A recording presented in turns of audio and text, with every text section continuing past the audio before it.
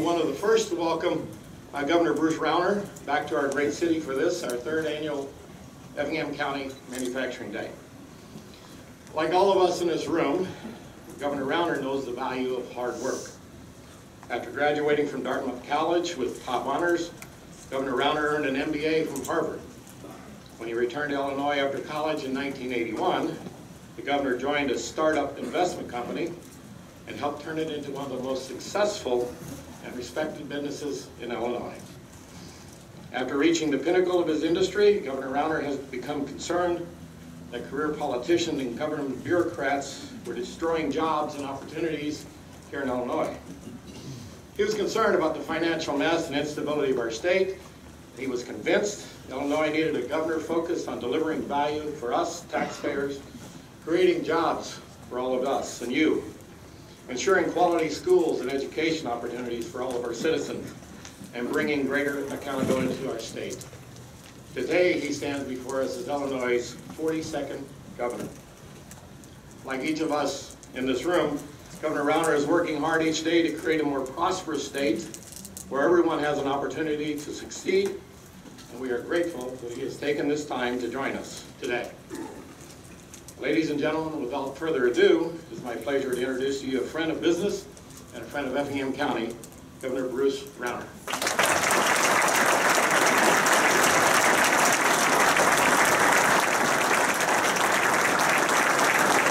Thank you very much. You're very kind. Thank you. Thank you. Bless you. I appreciate that. Thank you for that warm welcome. You know, it's great to be back in Effingham County. I've been here a lot the last few years, a lot, and I'm going to be a lot here the next 3 years as governor in my first term. Effingham County is a wonderful part of the state, so many hard-working people, and I want Effingham County booming and thriving. Top priority. I wish every city in this state was run as well as the city of Effingham. If every city was this well run, Illinois wouldn't be in the deep yogurt we're in. You guys know how to run better government, and you guys know how to grow an economy, and we got a lot to learn from what you're doing here. I'm here. I was excited to drive over from Springfield this morning because I want you to know I'm working for you. And today is a special day. Manufacturing Day is a very big day. It's a wonderful day because manufacturing is core to the economic prosperity of all of us here in Illinois. You know, 10% of everybody working in Illinois, 10%, 1 out of every 10 is working in manufacturing today, and 13% of everything we produce in Illinois is manufacturing based. It's a core, it's a huge part of our economy. And even though we're the 5th most populous state in America, we're number 5 in terms of population, we're number 3 in terms of overall manufacturing output. Manufacturing is proportionally critically important to Illinois' economy and to our future. Thank you. Now here, for everybody here today, first of all, if you're a business leader here today, thank you for coming. Thank you for being business builders in Illinois. I know it hasn't always been easy. The Illinois government a lot of times been getting in your way. And I want you to know I'm all in for you, because I want you booming. I'm going to do everything I can to create an environment for you to build your business and thrive here in Effingham County and throughout Illinois. And for all you students here, bless you for taking your education so seriously. You, as Joe said, you're our future. I am all in for you.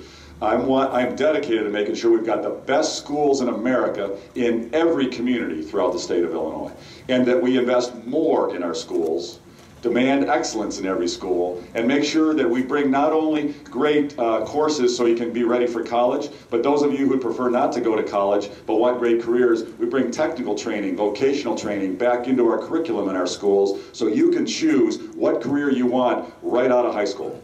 That's a critical part of our plan going forward. We've got a lot of challenges in the state, you know. We've been spending money that we don't have for years. We've spent ourselves into big, big trouble. We're going to fix it. We're going to get a balanced budget. But we can't fix any of our problems unless we're growing. We have to grow. We can't tax our way out of our problems. We can't cut our way out of our problems. We've got to grow our way out of our challenges. And that means manufacturing needs to be thriving in Illinois. And I am all in to help manufacturing. This is a critical time, and the big changes are coming. We've got to improve the regulatory climate for our manufacturing companies and our tax climate. In many of our communities, our property taxes are too high. We're going to bring down the property tax burden on our businesses in a major way. We've got a plan to do that. And the regulatory burden, workers' comp, the lawsuit abuse, and some of the costs and regulations and the hassles and the red tape that manufacturers deal with, we're going to reduce that so we're competitive and we're growing. Because I'm sick and tired of companies saying, well, we love Illinois people. We love Illinois location, but you know what, the climate's better in Texas, or they got fewer regulations in Tennessee, or they got better regulations or taxes in Indiana. No more. We're going to change it, and then I'm going to travel the nation and the world recruiting companies here to Illinois and right here to Effingham County, because we've got the hardest working people in America right here, the best location of any state. I'm very excited to get that done. Now here, let's talk about schools for a minute. You know what, as I've traveled the state, one of the frustrations of manufacturers, and I've met with hundreds and hundreds of manufacturing firms over the last couple of years, one of their biggest frustrations is not only the taxes and the regulations, it's that they've got job openings, but they can't find the young people with the technical skills to fill the jobs. That's a failure of our education system. And we've got to change that. I don't know if you know this, but Illinois is dead last. We're number 50 out of 50 states. We're dead last for education support from the state. That's wrong. We should be putting our money, when we take a taxpayer's money, we have a moral obligation to spend it wisely, and the #1 priority for a tax dollar should be going to our schools, going to our teachers, so we have the best schools in America. So we're going to change that, increase education funding, hold our schools very accountable for excellence, and then, very importantly, push a curriculum that it prepares students either for college, and excellence in college, or for a career. And we're going to bring much more partnership between high schools, local community colleges, and local employers, so we can customize courses for class credit that train young people, educate young people for the jobs that are available in the local communities. That's a core part of our economic growth, and for you, for building your careers and getting good incomes right from the get-go. We're going to focus on that very, very heavily. Right now we're negotiating with the legislature to get those changes made, and I'm cautiously optimistic we can get it done. Here today in Effingham, manufacturing. We're here to celebrate. Thank you for all you students who are focusing on it and thinking about it. There are great paying careers, and whether you're interested in software and computer programming, manufacturing is a great place for that. If you want to be in sales, great place in manufacturing. If you want to be in people management, great place in manufacturing. Every possible thing you might like to do in your life, manufacturing has an opportunity for you in it. And Illinois' prosperity and America's prosperity is based in manufacturing. We can't be a strong, powerful, wonderful nation and wonderful state unless we're making products for ourselves and for the world. We can't, and that's a key part of our future. So listen, I'm excited for you. This is a great day to celebrate. Thanks for getting together and learning from each other. All you students have a lot of fun touring these facilities, learning about the manufacturing companies in Illinois. I'll be back here a lot, growing the economy and creating careers for you. I will judge myself by how well Effingham County is booming, how many more jobs we're creating right here in Effingham County. I'll know I'm doing a good job as governor. God bless you all. Have a great day today. Thank you very much.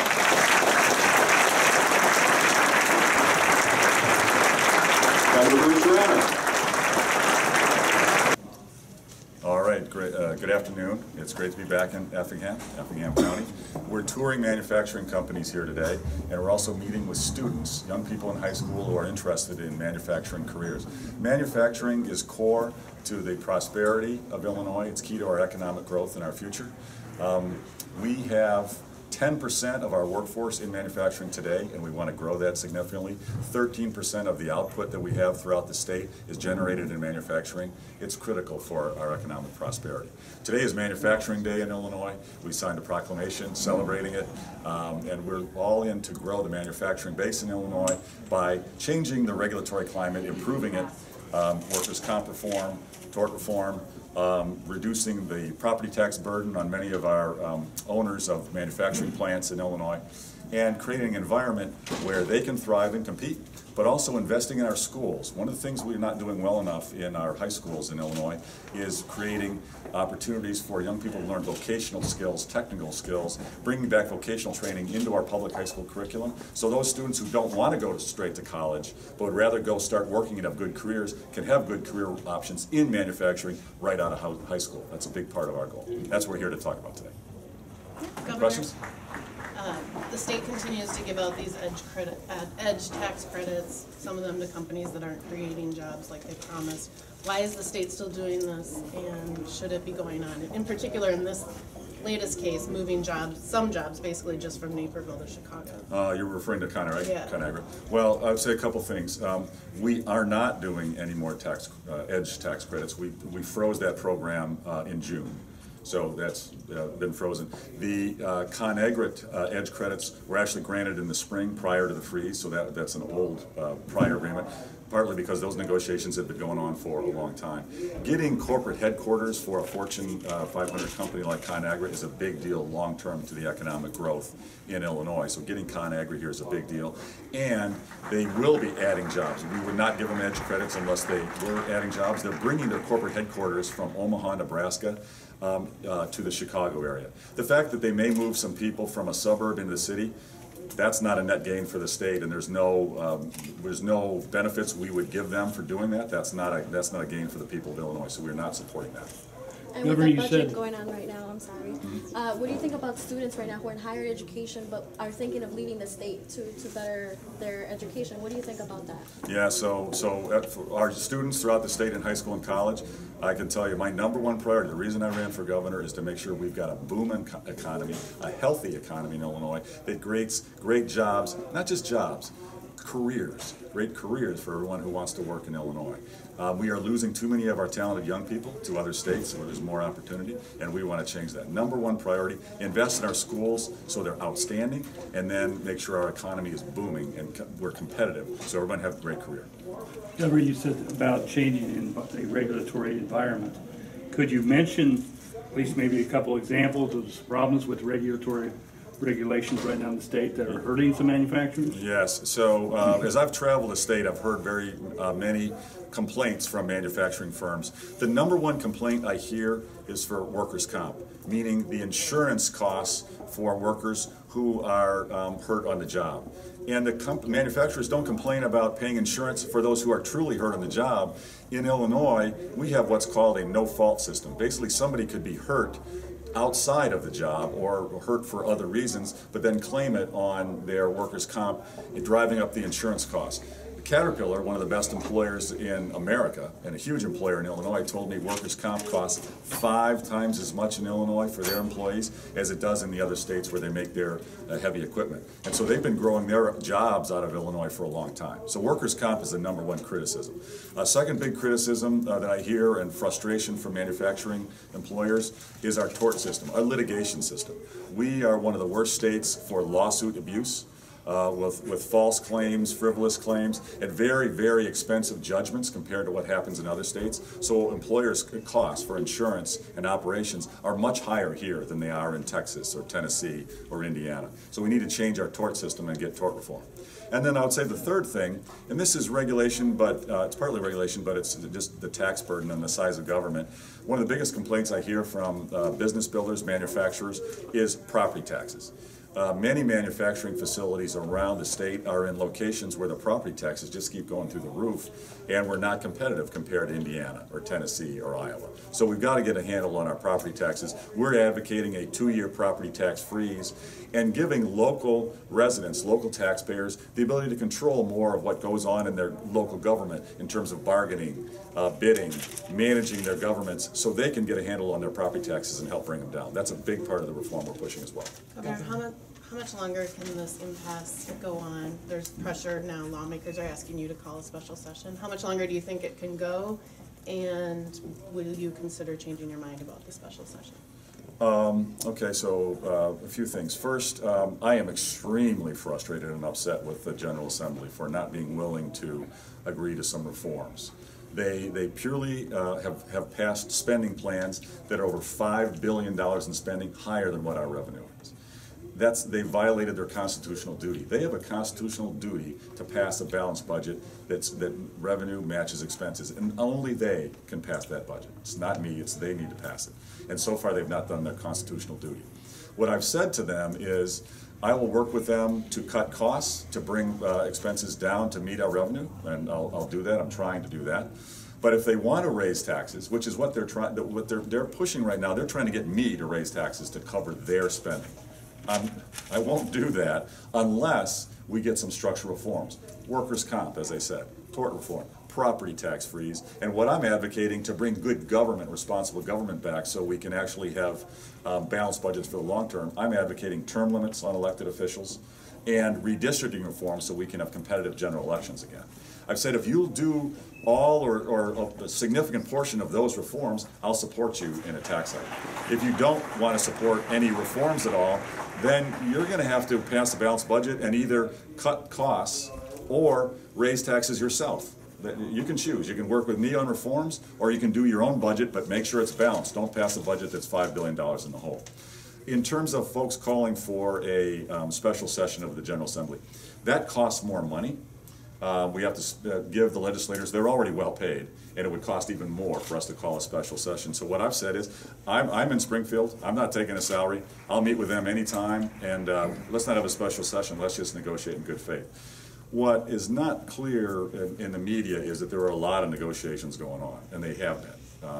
And what I've learned the hard way is, talking about the discussions and negotiations through the media ends up being a bit counterproductive. So I specifically have not for quite a few months been talking about the negotiations. I've been meeting with leaders in the General Assembly. Legislators in the Republican caucus have been meeting with Democrats. I've been meeting with them as well. And we're making progress. It's slow. It's taken far longer than it should. I'm very upset about it. We fixed the 2015 budget hole of $1.5 billion in the spring. That took 8 weeks when it probably should have taken 2. Here now, we've just entered the 4th month now of no budget.